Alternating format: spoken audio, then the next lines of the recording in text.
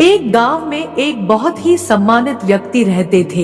एक दिन उनके पास एक गरीब आदमी आया और बोला कि मुझे अपना खेत कुछ साल के लिए उधार दे दीजिए, मैं उसमें खेती करूंगा और खेती करके कमाई करूंगा और समय बर्बाद किए बिना अच्छे से खेती करूंगा।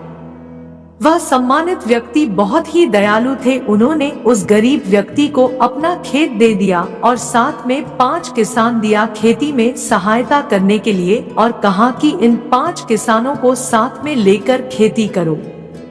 खेती करने में आसानी होगी, इससे तुम और अच्छी फसल की खेती करके ज्यादा कमाई कर पाओगे। वो गरीब आदमी ये देख के बहुत खुश हुआ कि उसको उधार में खेत भी मिल गया और साथ में 5 सहायक किसान भी मिल गए।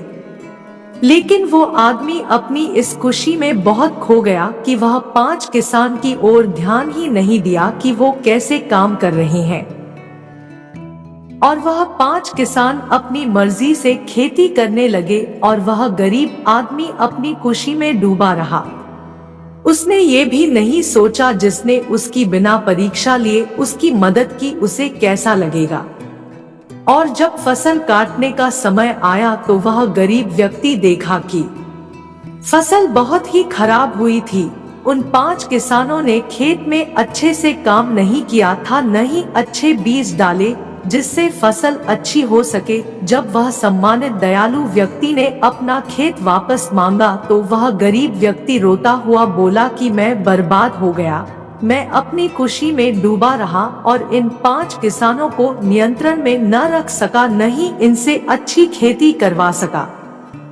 दोस्तों, अब यहाँ ध्यान दीजिएगा, ये हम सभी के जीवन की कहानी है। हम सब भी यही करते हैं जो वह गरीब व्यक्ति ने किया।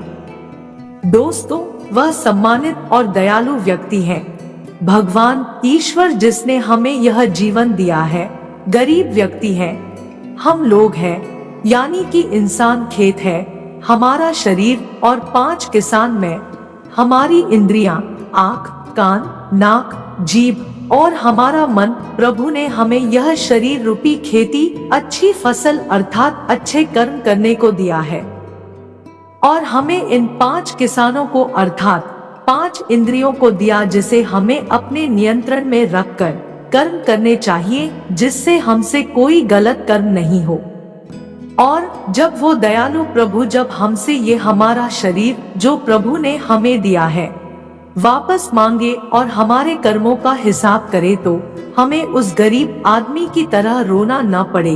दोस्तों, जीवन में कभी कभी पछतावा करने का मौका भी नहीं देती है जिंदगी, इसलिए कर्म हमारे अच्छे होने चाहिए जो हमें खुद को सुकून और शांति दे और दूसरों को हमारे किए गए कर्मों से कुछ अच्छी सीख मिले।